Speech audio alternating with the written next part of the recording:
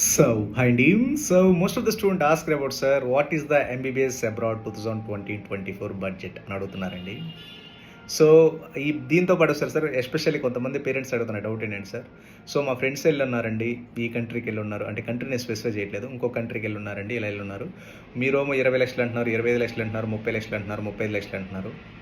వాళ్ళు ఏంటంటే అక్కడికి వెళ్ళి అమ్మ వాళ్ళు అంతే చెప్తారు, ఫస్ట్ వచ్చేసరికి మీకు 20 లక్షలు అంటారు, 30 లక్షలు అంటారు, ముందు యాడ్ చేస్తారు, అడ్మిషన్ అంటారు, తర్వాత అక్కడికి వెళ్ళిన తర్వాత మీకు 30 కాస్త 60 అవుతుంది, 60 కాస్త 1,00,00,000 అవుతుంది, ఇలా చెప్తున్నారండి. సో ఎస్ అండి, అది నిజమేనండి. ఎందుకు అంటే సార్, అది మీరు ఎస్పెషల్లీ ఇప్పుడు ఫర్ ఎగ్జాంపుల్ మీరు సెలెక్ట్ చేసుకున్న యూనివర్సిటీని బట్టి, సెలెక్ట్ చేసుకున్న కంట్రీని బట్టి డిపెండ్ ఉంటుంది మొత్తం.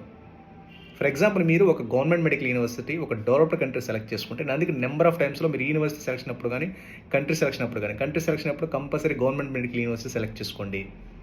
తర్వాత యూనివర్సిటీ అప్పుడు కంపల్సరీ గవర్నమెంట్ యూనివర్సిటీ సెలెక్ట్ చేసుకోండి. ఒక డెవలప్డ్ కంట్రీ సెలెక్ట్ చేసుకోండి.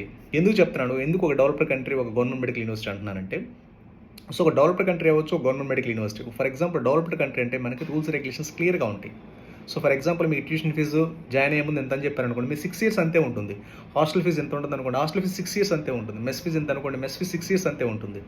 కాస్ట్ ఆఫ్ లివింగ్ అనేది మనం పెట్టుకున్న పర్సనల్ ఖర్చులను బట్టి అవి మారుతుంటుంది. మేజర్గా మనకేంటి, tuition fee, hostel fee, mess fee 99.99% cover అవుతుంది. ఇంకా రిమైనింగ్ ఏదైనా ఉన్న చిన్న చిన్న ఖర్చులు 2,000, 3,000 ఉంటాయి. తర్వాత ఒకసారి ట్రావెలింగ్ ఎక్స్పెన్స్ అడుగుతున్నారు, అంటే ఫ్లైట్ టికెట్స్ వచ్చేసరికి మీరు బేస్డ్ ఆన్ మీరు ఎంత లేట్గా బుక్ చేస్తే అంత ప్రైస్ పెరుగుతుంది. అది ఎంత ఎర్లీగా బుక్ చేసుకుంటే అంత తక్కువ ప్రైసెస్ ఉంటాయి. ఫర్ ఎగ్జాంపుల్ మీరు 2 నెలల ముందు బుక్ చేసే టికెట్ 10 రోజుల ముందు బుక్ చేస్తే, నెల రోజుల ముందు 20,000 ఉంటాయి, ఇప్పుడు వచ్చరికి 40,000 ఉంటుంది. అంటే అవి టికెట్ ప్రైసెస్ మన చేతుల్లో ఉండవండి. అవి అది ఏవియేషన్ డిపార్ట్మెంట్, అంటే వాళ్ళు ఫ్లైట్ కంపెనీని బట్టి ఉంటాయి. అవి based on number of terms and conditions ఉంటాయండి అవి ఫ్లైట్ టికెట్స్ అనేది. సో మనం మెయిన్గా చూసుకొస్తుంది, ఫర్ ఎగ్జాంపుల్ మీరు చూసుకునే యూనివర్సిటీని బట్టి, కంట్రీని బట్టి ఫ్లైట్ టికెట్స్ ఆ విధంగా ఉంటాయి అనమాట. ఫ్లైట్ టికెట్స్ మన చేతుల్లో ఉండవు. అది బేసిక్ యావరేజ్గా ఫర్ ఎగ్జాంపుల్ రష్యా తీసుకుంటే మీకు 25,000 ఉంటుంది. 1 way 25,000 నుంచి 30,000 చాలా ఎర్లీగా బుక్ చేసుకుంటే. అది ఇమీడియట్గా బుక్ చేసుకుంటే 20,000 కాస్త 40,000 ఉండొచ్చు, 40,000 కాస్త 50,000 ఉండొచ్చు, ఒక్కోసారి 20,000 ఉండొచ్చు, చెప్పలేము అవి. సో మనం మేజర్గా చూసుకోవాల్సింది tuition fee, hostel fee, mess fee.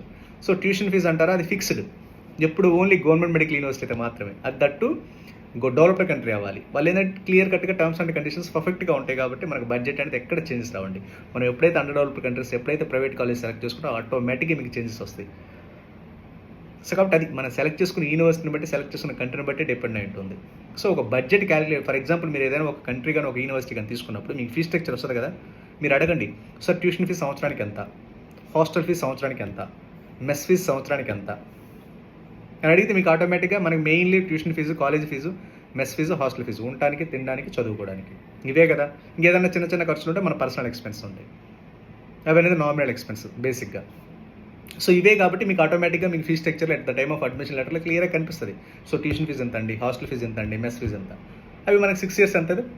For example tuition fee 3 lakhs అనుకోండి, మనకు 6 సంవత్సరాలకి ఎంత అవుతుంది, 18 లక్షలు అవుతుంది. ఫర్ ఎగ్జాంపుల్ హాస్టల్ ఫీజు 50,000 అనుకోండి, మనకి ఎంత అవుతుంది, 6 సంవత్సరాలకి 3 లక్షలు అవుతుంది. మెస్ ఫీజు 50,000 అనుకోండి, అది కూడా 3 లక్షలు అవుతుంది. ఇలా మనం క్యాలిక్యులేట్ చేసుకోవాలి.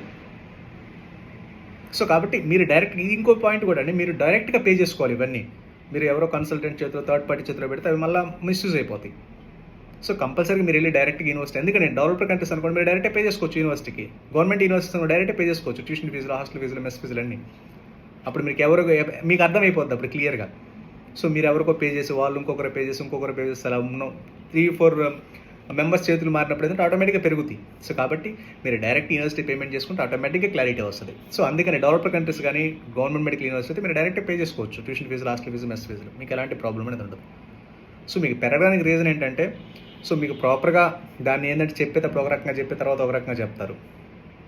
మీకు అదే గవర్నమెంట్ యూనివర్సిటీస్ అనుకోండి, అది మంచి యూనివర్సిటీస్, డెవలప్డ్ కంట్రీస్ అనుకోండి, మీకు క్లియర్ కట్గా ఉండదు ప్రతిదీ కూడా, ఎక్కడ చేంజెస్ అవ్వండి. ఓకేనా, మీకు ఏదైనా డౌట్స్ ఉన్నా సరే ఒకసారి నాకు కాల్ చేయండి. సో మనం ఏంటంటే క్యాలిక్యులేట్ చేయాలి, ఒక ఫీ స్ట్రక్చర్ మన దగ్గరికి వచ్చినప్పుడు ట్యూషన్ ఫీజు ఎంత, హాస్టల్ ఫీజు ఎంత, మెస్ ఫీజు ఎంత, ఇవే 99% కవర్ అయిపోతాయి. దాన్ని బట్టి మనం ఒక యూనివర్సిటీ బడ్జెట్ ఆటోమేటిక్గా వచ్చేస్తుంది. ఓకేనండి. సో ఎప్పుడైతే మనం డైరెక్ట్గా పే చేస్తామో అప్పుడు ఎలాంటి ప్రాబ్లమ్స్ ఉండవు. ఎప్పుడైతే మీరు కన్సల్టెంట్ చేతిలో లేకపోతే ఆఫర్స్, డిస్కౌంట్స్ అని ఒకేసారి చెప్తారు, 20 లక్షలు, 30 లక్షలు ఒకేసారి కట్టండి, 20 లక్షల ఫీజులు అనుకోండి, ఒకేసారి కడితే 20 లక్షలు కడితే మీకు 18 లక్షలు, ఒక 2 లక్షలు డిస్కౌంట్ ఇస్తాము. 30 లక్షలు అనుకోండి, 3 లక్షలు డిస్కౌంట్ ఇస్తాం, ఇలా ఒకేసారి కట్టేశారనుకోండి, వాళ్ళు చేతులు ఎత్తేసారనుకోండి, మీకు 30 లక్షలు వేస్ట్ అవుతాయి. ఏ గవర్నమెంట్ యూనివర్సిటీ, ఏ డెవలప్డ్ కంట్రీ కూడా మేము మీ చేత అన్ని సంవత్సరాలు ఒకే సంవత్సరం 6 సంవత్సరాల ఫీజు కట్టించుకోదు, 6 సంవత్సరాల హాస్టల్ ఫీజులు కట్టించుకోదు, 6 సంవత్సరాల మెస్ ఫీజులు కట్టించుకోరు. ఇద్దరు కడితే సెమిస్టర్ వైజ్ కడతారు, లేదంటే ఇయర్ వైజ్ కడతారు. అంతే తప్పితే మీకు ఎక్కడ కూడా ఇలాంటి చిన్న చిన్న మిస్టేక్స్ వల్లే అలాంటివి జరుగుతాయండి. పెద్ద పెద్ద మనం 1,00,000 2 లక్షలు తీసుకొని 2 లక్షల కోసం డిస్కౌంట్ కోసం 20 లక్షలు 30 లక్షలు ఒకేసారి వాళ్ళ చేతిలో పెట్టామనుకోండి, వాళ్ళు కడితే కట్టినట్టు, కట్టకపోతే మీకు మొత్తం లాస్ అవుతుంది. సో కాబట్టి అది యూనివర్సిటీ కంట్రీ సెలెక్ట్ చేసుకునే ముందు వెరీ వెరీ ఇంపార్టెంట్ అండి ఇవన్నీ పాయింట్స్ అన్ని. ఓకేనా? మీకు ఏదైనా డౌట్స్ ఉన్నా నాకు ఒకసారి కాల్ చేయండి.